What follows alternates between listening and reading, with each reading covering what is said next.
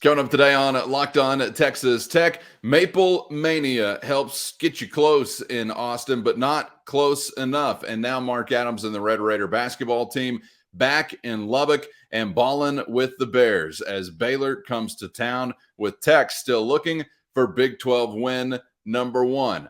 That and smoking indoors. We discuss it all next on Locked On Texas Tech. You are Locked On Texas Tech, your daily podcast on the Texas Tech Red Raiders, part of the Locked On Podcast Network, your team every day. We're going to start this thing off right. Raider!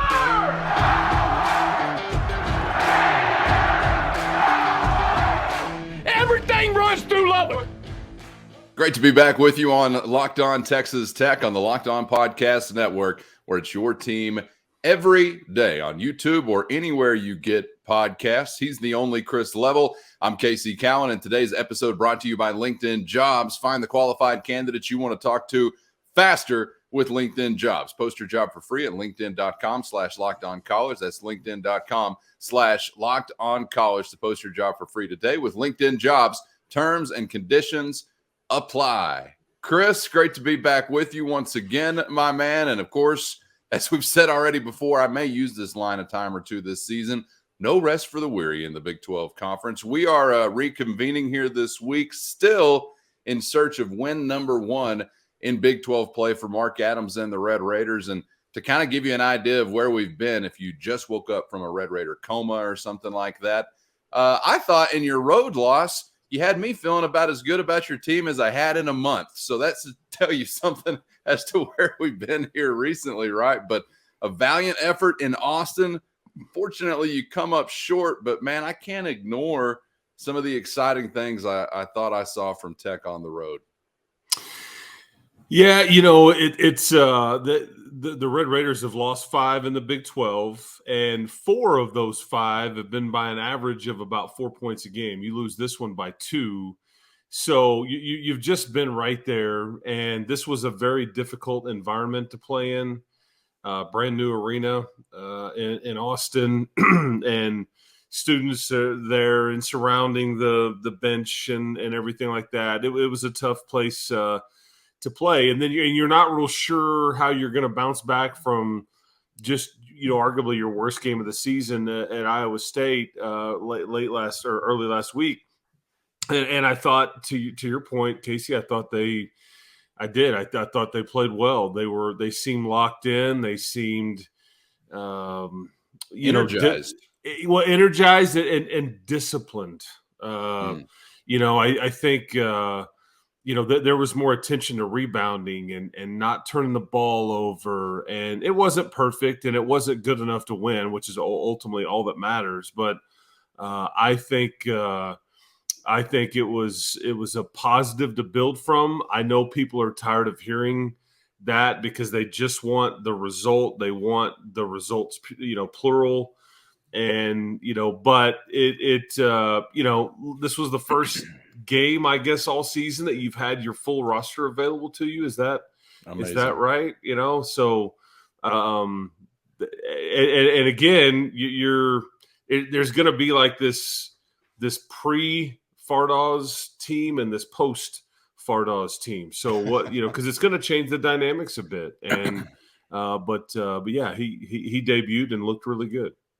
You lose by 34 on the road one night, and you take a top 10 team to the brink in their house the next night. Fardaws Aimaq is back on the floor, and I was expecting really nothing, Chris, as far as game 1 in particular, just to see kind of a guy maybe huffing and puffing and maybe disrupting some things defensively. But I was a little shocked at what I saw offensively, and it was just some glimpses because obviously he did look, conditioning wise or just rust and all those things like that was impacting him a little bit. But I was pretty surprised how quickly, as just a Tech fan, I was feeling like, okay, yeah, let's keep feeding it to Big Maple. Go ahead and give it to him again, give it to him again, give it to him again. That came pretty quickly. And I'm sitting there thinking about, wow, you're being led on the road against a top 10 team by a guy that we have yet to see in a Tech uniform until that night, and a wild-haired freshman.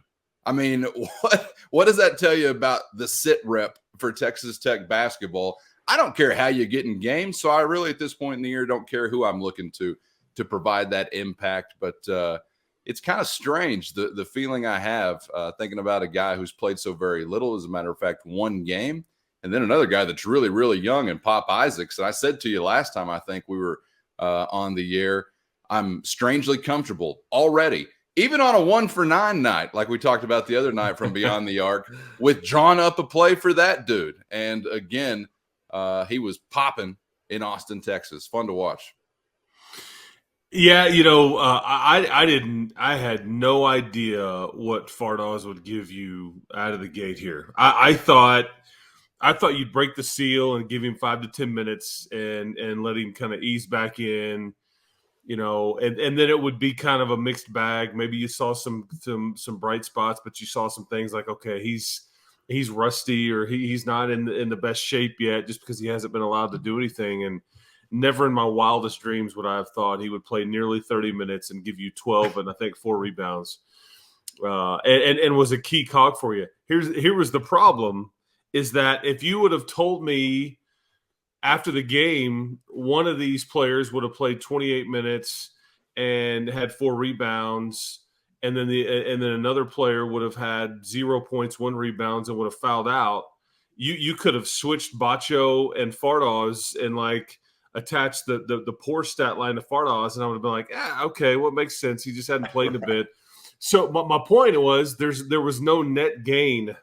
It's almost like Fardaws just kind of did what Bacho has been doing, and that's true. So, yeah. So that's the and again, it's going to take some time. This is about role definition now going forward with Bacho, with Fardaws, and with Kevin O'Banner. There's going to be, 2 of them on the floor at the same time. There's going to be maybe even a scenario where you'd put all 3 on the floor at the same time. I don't know, but that would that'll be kind of interesting to follow. And I think Casey, to your point about Pop, man, I think he's becoming your team's leader, just because if you watch the way he handles himself vocally, and it's probably tricky. I'm not saying he is your team's leader. I just think that you see signs of it, and it's tricky when the young guy speaks up because he hasn't done it, hasn't been through it. And you've got guys like O'Banner and Harmon that have been through it and are older and all those things. But I just think there's a buzz with this kid, and it part of it is because he makes shots. Okay, if you suck and you say anything, then nobody wants to hear anything you have to say. Okay, right? But when you're good and you're not scared and you've got a high hoops IQ, which he does, and you're starting to get better, and you're punching Big 12 teams in the mouth with just your ability to play. When you speak up, it takes on a little bit more, and I think we're starting to see some of that with him. So, and I would expect that to grow. Yeah, that was really amazing. Unfortunately, as I'm watching the game and you're getting late into it, there was a stretch where you were tied with Texas. I think you go 3 or 4 straight offensive possessions without the ability to get a bucket. And I'm thinking right there in that moment, that's not something that is deserving of a win. And then it goes even further when the guy that we thought would be your foundational piece in Kevin O'Banner clanks 2 at the free throw line in crunch time. I mean, they're just – you and I talked about it the other day. How do you try to regather yourself as a team following the blowout in Ames, Iowa? Well, you got to start with the little things. You got to start with small things that will add up to big things. And, hey, shooting free throws, they call them free for a reason. And you just can't, in that spot, Chris, with a guy, especially like O'Banner, be coming up short and expect to pull off your first Big 12 win over a top 10 team in their house, right? So, frustratingly enough, with so many things that I was excited to see, there are also some of those nagging things as well where I just at the end of it say, yeah, you didn't deserve to win that game. You're not a team that deserves to win games like that whenever you come up short in some of those particular areas. That's not to discount, all the good things that you did, but man, that's still really concerning. It's not like you just, in my opinion at least, lost the game on like one more closely contested basket that Texas just earned, and bravo, good for them. I mean, still credit to the Longhorns, but there are moments where I feel like, man, you you've really wasted an opportunity to possibly win this game. And it's that offensive stretch or lack thereof that I mentioned, free throws and some other things, right? Some of those red flags I think we've been touching on. Yeah, I just was looking it up just to make sure, but both teams missed 6 free throws. But yeah, you're not good enough to overcome some of that, unfortunately. That's the difference between winning on the road and losing on the road, is that some of those little things like you talked about, and that's still the problem with this team, is that when it's time to go get a bucket, where does it? And because I think Davion Harmon in transition is elite. One criticism you could have for him as a point guard is when it slows down and operating in the half court. That's where he threw up a couple of circus shots at the end, and they went in. I think he was good for 5 points there at the end, and he kept you in it. So make no mistake. I mean, if this isn't as close of a game, if he doesn't bury those two, but I think, again, he's got to be one of these team's best players. And so, because look how many assists he had. Is he setting up, which was 0? Is he setting up other guys to make them better, setting up guys to get easy baskets? Is he finding Bacho? Is he finding Jaylon, Tyson? I think Pop gets his shots off because he sees a glimpse, and it's really not within the flow of the offense. It's just, hey, man, if I've got it and somebody turns their head a little bit or there's a little sliver of room, I'm pulling it, and he makes enough of them, so I have no problem with him, taking those shots. But, O'Banner struggled this game to score. I think, in the second half, just not a lot of production there at all, and he's your leading scorer. And so, and then Bacho had fouled out. And so, that you're right. Just a couple of, but that's what this league does to you, man. It's like there's no, because and we'll just so I'm clear here, on paper, Texas should have beat you by 20 to 25 points. That's how much older, better, just experienced they are. Okay. We'll be like a 6 or 8 point dog, I think. Maybe 6. Yeah, I saw 8.5. Okay, at one point, 8.5, 7, 9, somewhere around in that range. But my point is that teams like that, and like even TCU, while we kind of want to dog on them, they are some of the oldest in college basketball, and you can just clearly see the difference because in both cases on the road, it's almost Tech almost did it, or you had the lead and then you let it slip away. This is what old teams do to you, because I think we would also say in both cases TCU and Texas did not play anywhere near their A game, and yet they were able to beat you at home.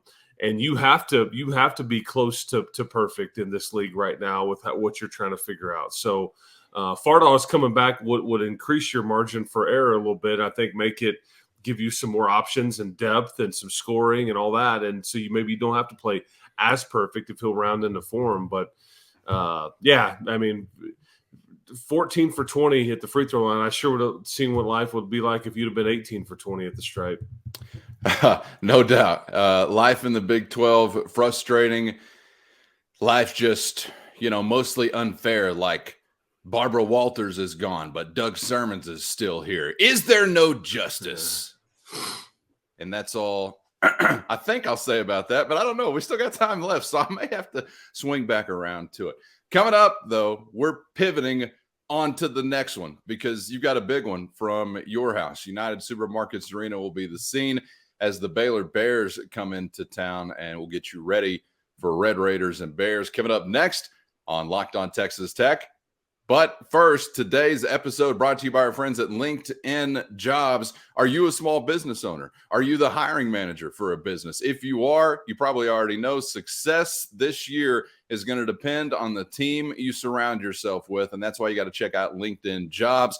They can help you hire qualified candidates more efficiently by matching open roles with people who have the skills, values, and experiences to help you achieve your goals. They go beyond just resume data by using insights from your job post, company, and their 875 million member profiles to put your post in front of the most qualified candidates. Just the right candidates. That's why small businesses rate LinkedIn Jobs #1 in delivering quality hires versus leading competitors. LinkedIn Jobs is going to help you find those qualified candidates you want to talk to faster. So it's simple. Post your job for free today at linkedin.com/lockedoncollege. That's linkedin.com/lockedoncollege to post your job for free with LinkedIn Jobs. Terms and conditions apply.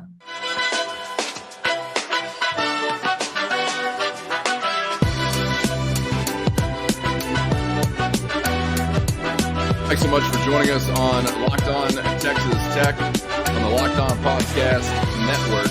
It's your team every day on YouTube or anywhere you get podcasts. Subscribe if you have not so far so you never miss an episode. With Chris Level, I'm Casey Cowan. Always appreciate being your first listen each weekday, and we hope for your second listen you'll check out Locked On College Basketball. Everything you need to know about college hoops all in one spot. That's Locked On College Basketball. Make it your second listen each day on YouTube or anywhere you get podcasts. All right, back at it from the USA, Chris, as Mark Adams and the Red Raiders welcome in the Baylor Bears, who have had kind of an interesting run so far this season, right? I mean, I don't know if they were left for dead necessarily, but after doing what they do in some recent history, obviously some very high expectations, but it's been kind of an interesting path for Scott Drew and the Bears as they went through their non-conference run and now into Big 12 play.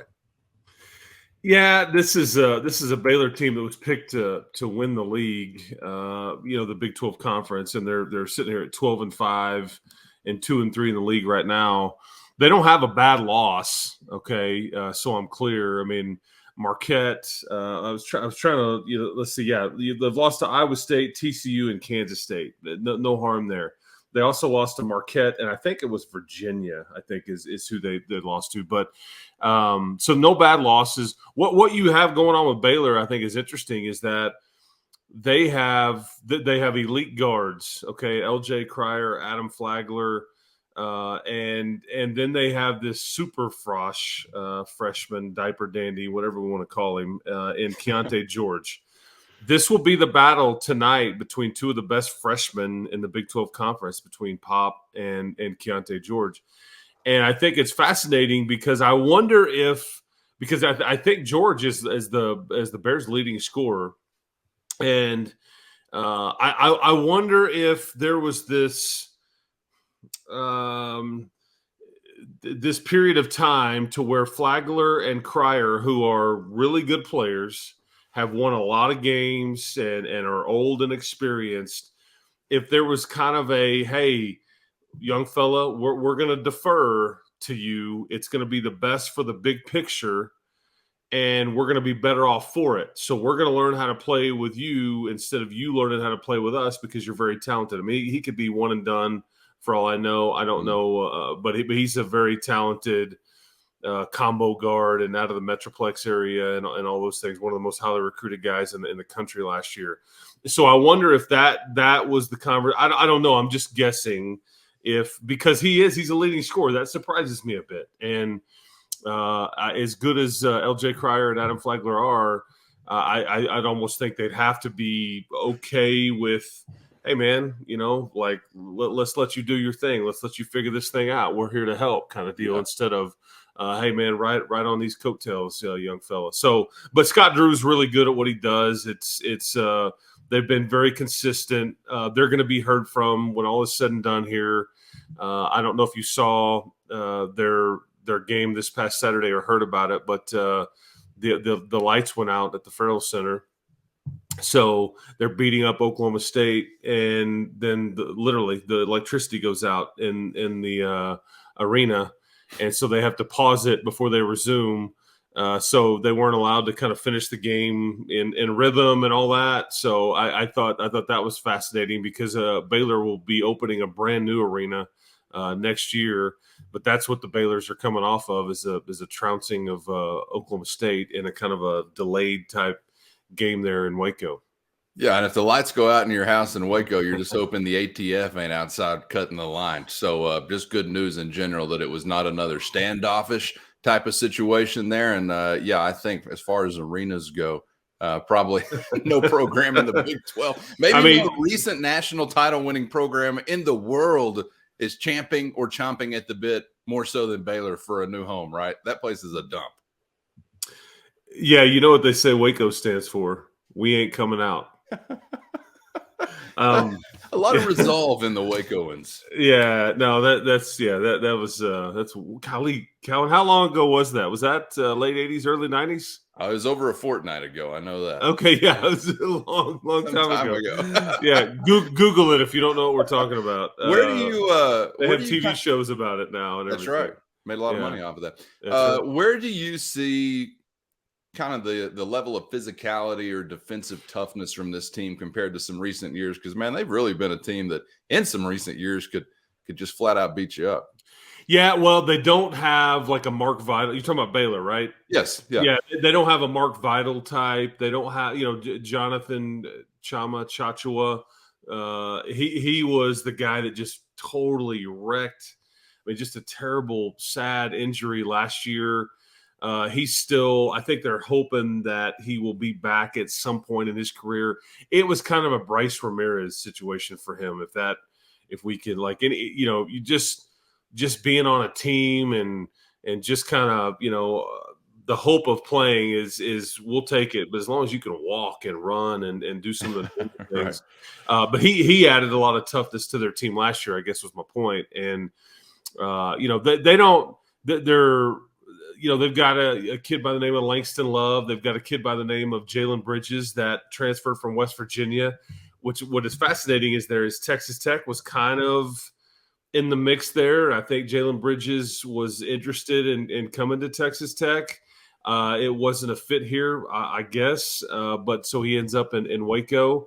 He's kind of a stretch four-man, if you will, about a 6'9", 6'10" kid that will shoot some threes. So they don't have the bulldozer that you were used to seeing, but it's still physical. And again, they make on average 9.5 threes a game. Okay, and this is the problem with Texas Tech lately, is guarding the arc or just letting teams beat you from deep or getting too good of looks from deep, and they're able to knock them down. Texas only made 8, I say, but it was Kansas that made 11 of them. I think we saw Iowa State make a bushel full. Oklahoma made a ton of them. And so if Baylor is allowed to get clean looks from deep, on average, they're making just under 10 a game. It's enough to beat you, and that regardless of what else they do. So that's the scary part with those 3 guards, because they're going to shoot them in volume. And if they start heaving them up and they're going in, you're in trouble. All right. Now, as for the Red Raiders and thinking not only Fardaws Aimaq, but about some others. But first, today's episode brought to you by BetOnline, your number one source for sports betting info, stats, news, and analysis.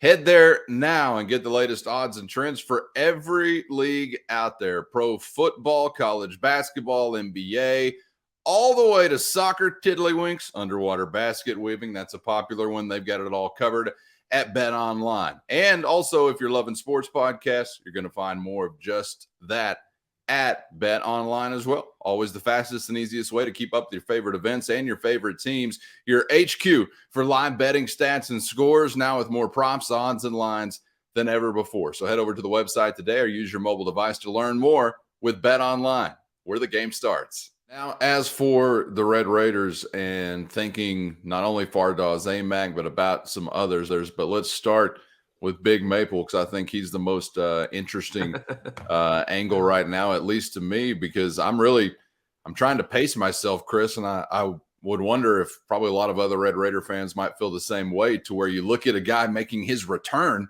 his debut in your uniform in one game, and then I'm trying not to immediately say, all right, how do we make him the central focus of what you're trying to do as a team in game number 2?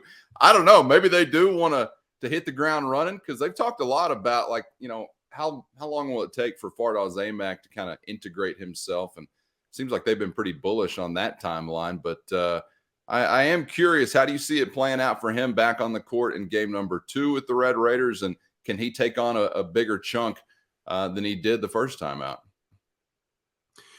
Yeah, I think I'm guessing he was really sore after that game Saturday night, just because if you basketball is hard if you're playing it at a high level, and when you're not in shape and you're probably a bit heavy, and again, not his fault, just because he hadn't been able to do a whole lot.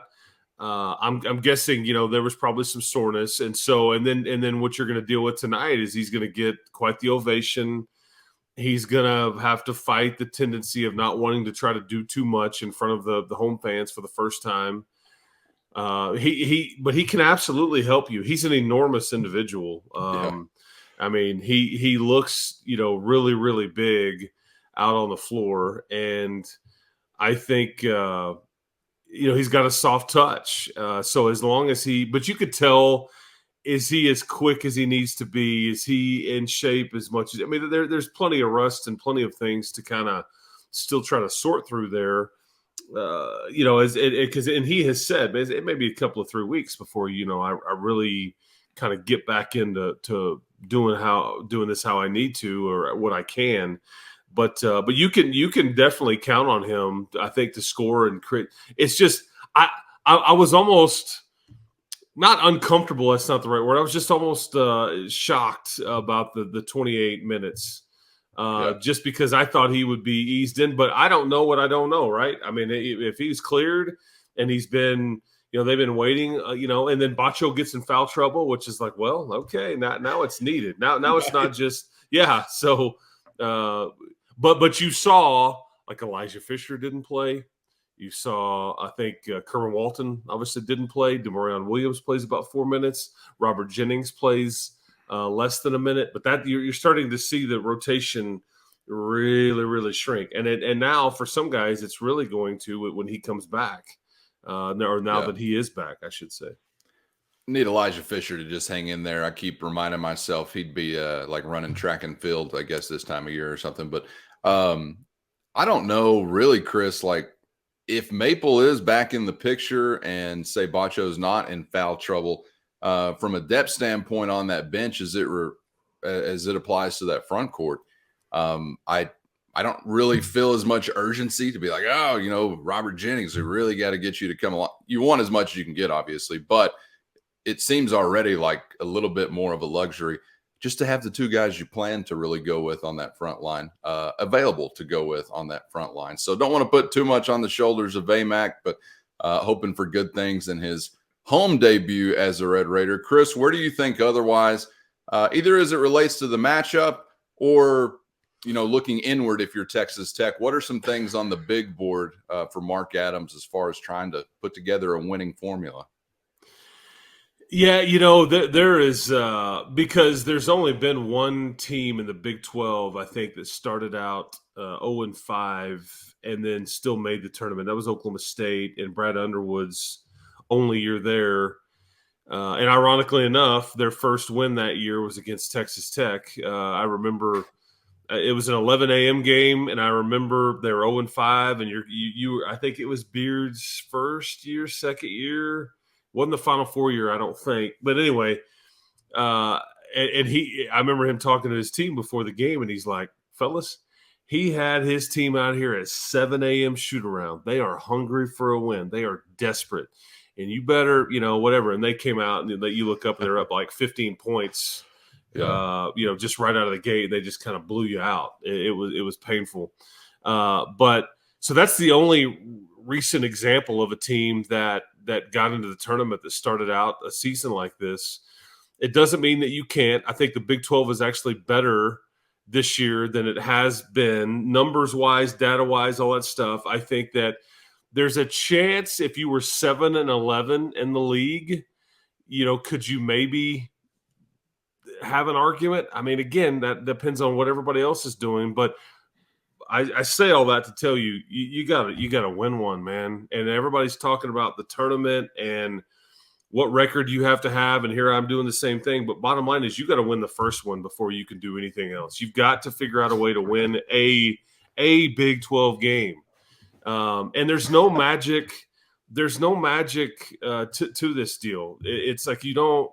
you just have to, because you have one of two choices. You can keep grinding and pushing and trust what your coaches are telling you and try to get in extra work and try to stay positive, or you can give in to everything, start complaining, feel sorry for yourself, all this stuff. There's no middle ground there. There's just teams go one of two ways, or individuals go one of two ways. Coaching staffs go one of two ways. Yeah. And so you just have to keep pushing and grinding. And I think that for the most part they have done this. But at some point you want a result. If you're going to lay it all on the line and scratch and claw and all that, you want a result. Or at some point you start asking yourself, this isn't even worth it, man. I've done everything that everybody's told me, and yet there's no payoff here. So that's the mental game that goes on. It's kind of like the Cowboys place kicker trying to make extra points. It's all upstairs, man. Vanderjacking himself live on national television, which is actually illegal in 16 states. So I'm not so sure about Florida, but either way, best of luck to that dude in seeking his next gainful employment. Look, recent indication is the way that Texas Tech is going is not the way of giving up the ghost.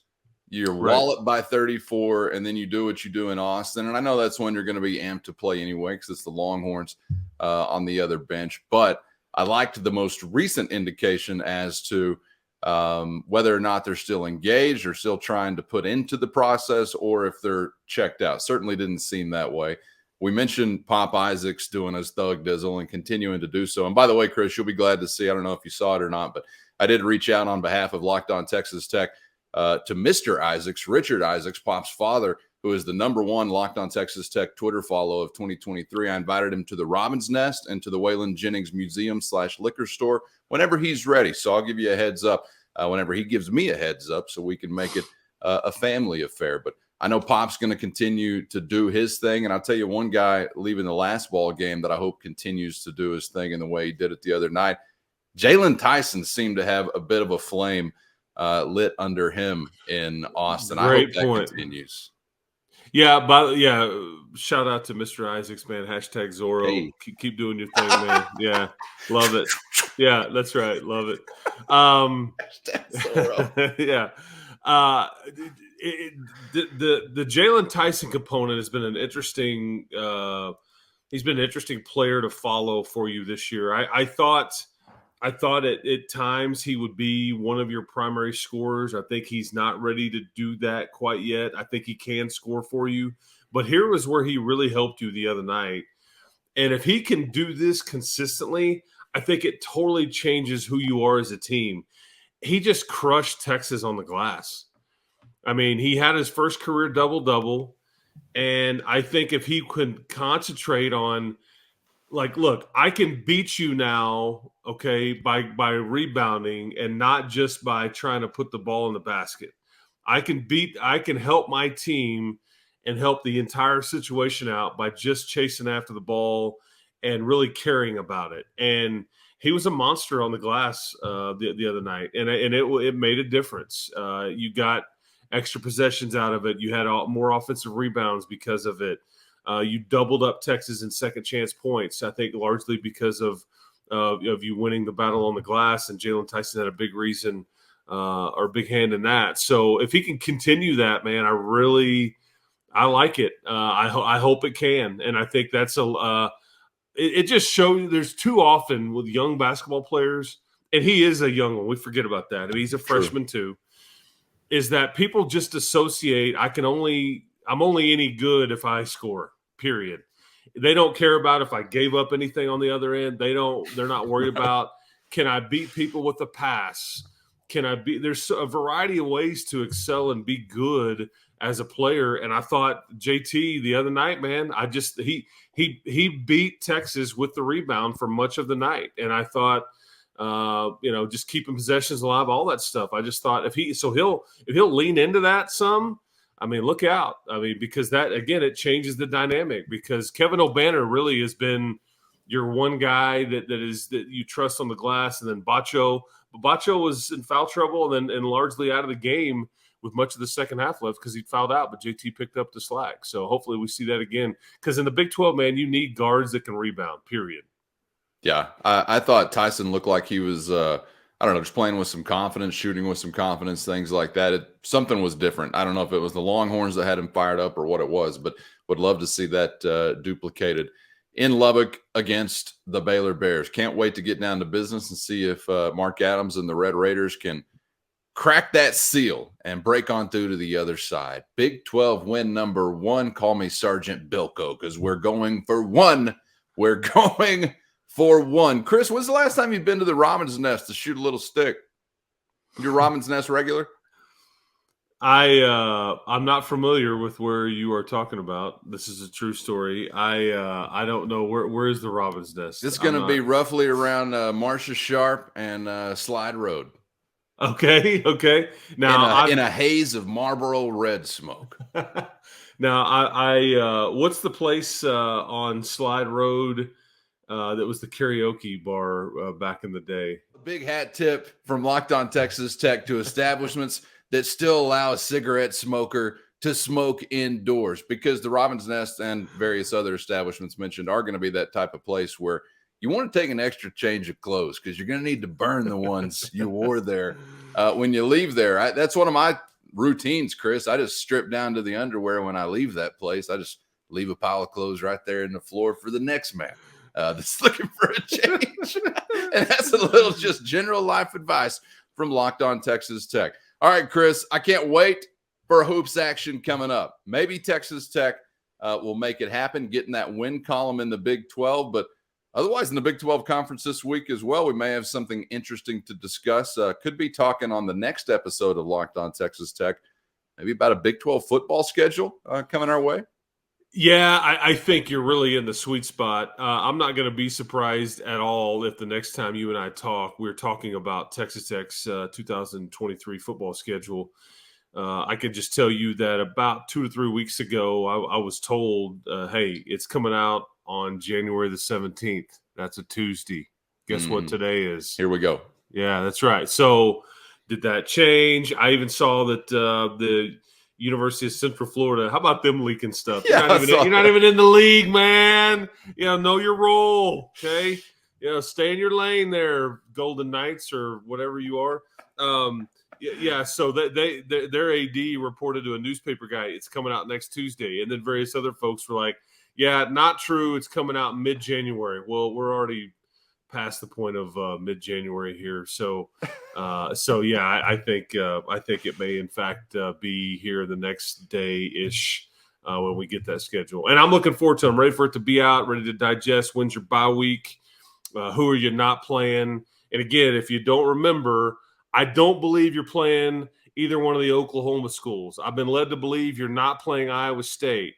I've been led to believe that Houston will be back in Lubbock back-to-back years here. I believe that trying to think of what else. I think you're playing Central Florida. I think you're playing BYU. I think you're not going to play Cincinnati. So anyway, I've kind of, you're going to go to Austin. So that's kind of what I've heard. And we'll see if that's true, what order it's in. You playing Thanksgiving week, all that stuff. So looking forward to all that. So we will have plenty to discuss, I'm sure, here on Locked On Texas Tech whenever we do finally get the long-awaited Big 12 football schedule. Should be an exciting time. So make sure you're subscribed on YouTube so you don't miss that episode or any other on YouTube or anywhere you get podcasts. Thanks for making us your first listen as always, and we hope that next you will check out Locked On College Basketball, everything you're looking for in the world of college hoops in a one-stop shop. That's Locked On College Basketball right here on the Locked On Podcast Network, available on YouTube or anywhere you get them casts, boy. Chris, thanks for the time and insights as always, my man. Let's just believe we may be talking about a Big 12 basketball win next time we get together. I'm going to go that route. I will keep that hope alive. I'm looking forward to it. I would love to break it down, and then maybe you can catch a little traction here. But, boy, the schedule doesn't get any easier, so you got to start rattling them off here as much as you can. But, yeah, I would love to do that, and we'll talk to you next time. That's right. You get 1, you get 2, you get 3. That's called a winning streak. It has happened before. I We're love that guy, man. You know, just peeling the pieces off. Lou! Yes. I don't know why I crossed over a Kramer there, but I know, yeah. Right. It just felt right. I don't know why. All right. Have a great one. We'll see you next time around. For Chris Level, I'm Casey Cowan. We're back right here on Locked On Texas Tech.